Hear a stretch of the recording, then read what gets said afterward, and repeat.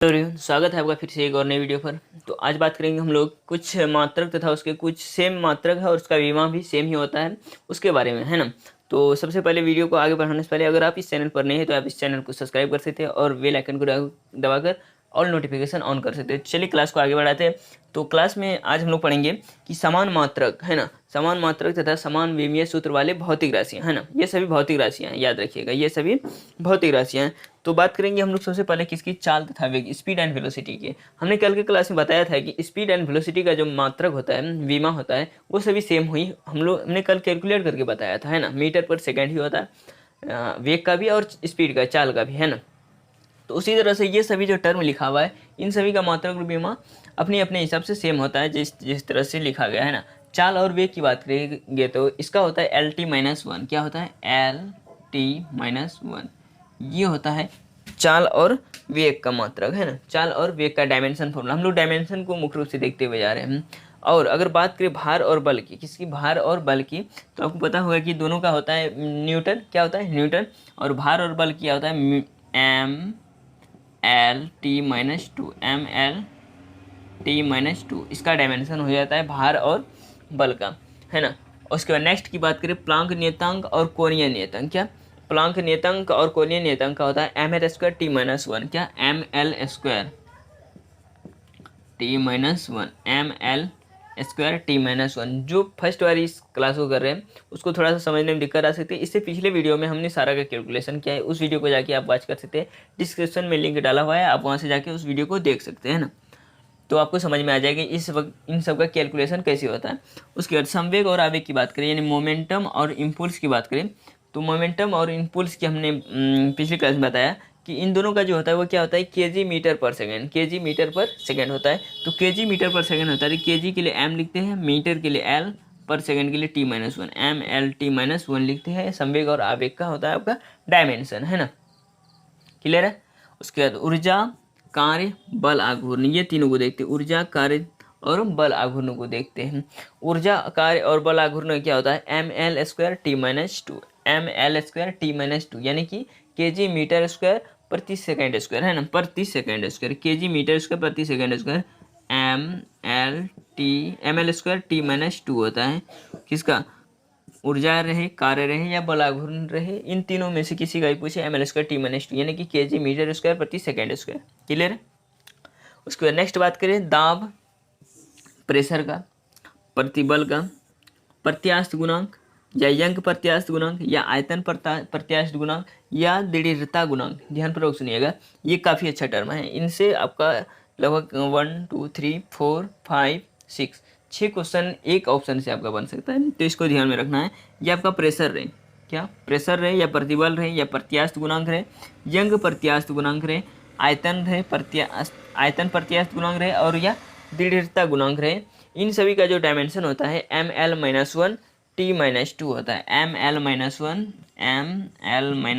T-2 क्या होता है? यानी कि केजी पर मीटर पर सेकेंड स्क्वायर, केजी पर मीटर पर सेकेंड स्क्वायर होता है किसका? दाब रहे, प्रतिबल रहे, प्रत्यास्थ गुणांक रहे।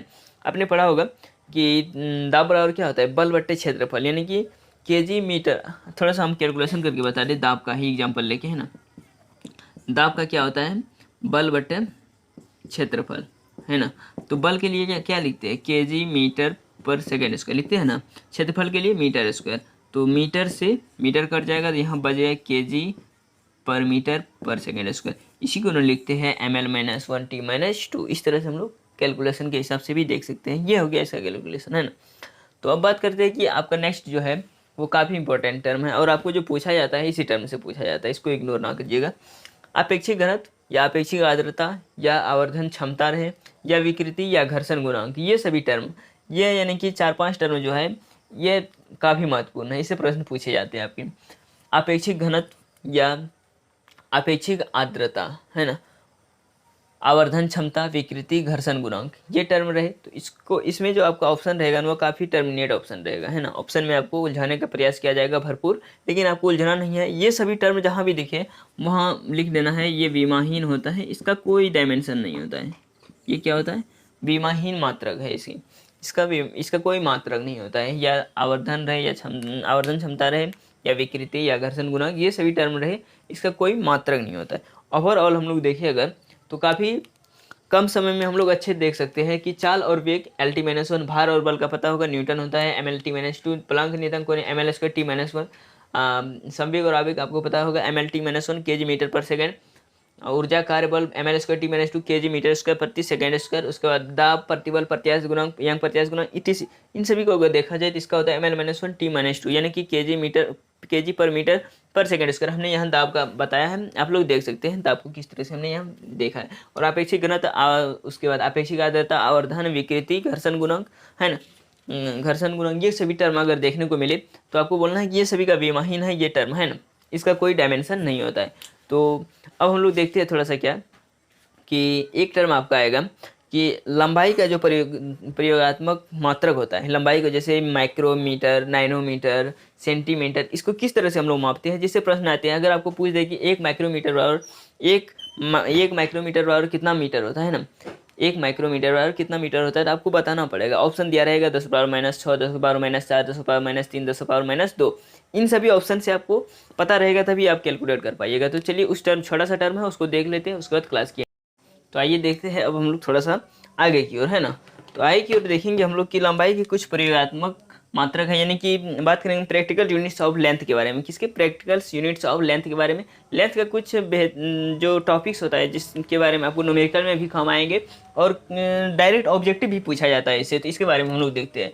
तो वो है मेरा ये सभी यूनिट्स है ना, ये सभी यूनिट्स है, इसके बारे में देख लेना है आज है ना। सबसे पहले बात करेंगे एक फर्मी। 1 फर्मी बराबर होता है क्या? 1 फर्मी। फर्मी को एफ से हम लोग, फर्मी को ही फेम्टो भी बोलते हैं हम लोग है ना।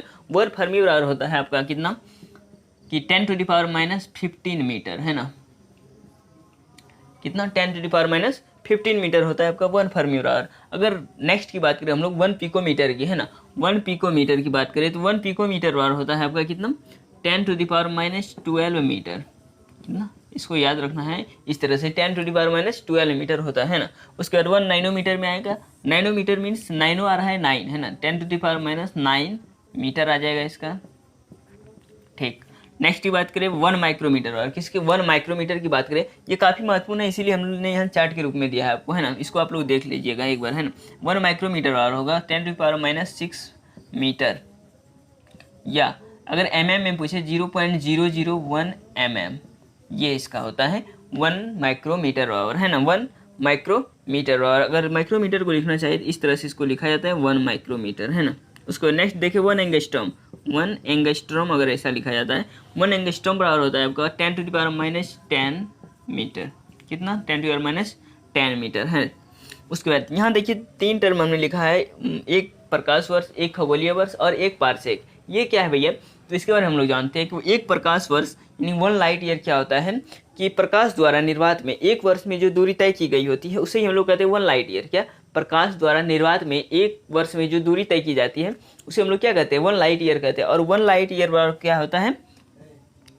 9.46 इंटू 10⁻15 मीटर है ना, 10⁻15 मीटर होता है, इसको याद रखिएगा। 1 लाइट ईयर, ये पूछा जाता है आपको एग्जाम में डायरेक्ट। 1 लाइट ईयर बराबर कितना होता है? 9.46 इंटू 10⁻15 मीटर, याद रहेगा, क्लियर है, ठीक। उसके नेक्स्ट देखेंगे खगोलीय मात्रक, 1 खगोलीय मात्रक यानी कि 1 एस्ट्रोनॉमिकल यूनिट्स। एस्ट्रोनॉमिकल यूनिट्स क्या होता है? यह भी एक दूरी का ही मात्रक है जो पृथ्वी के मध्य, क्या, जो पृथ्वी के जो सूर्य के बीच, सूर्य और पृथ्वी के मध्य के बीच की दूरी जो होता है वो 1 एस्ट्रोनॉमिकल यूनिट्स कहलाता है, एक खगोलीय दूरी कहलाता है ना।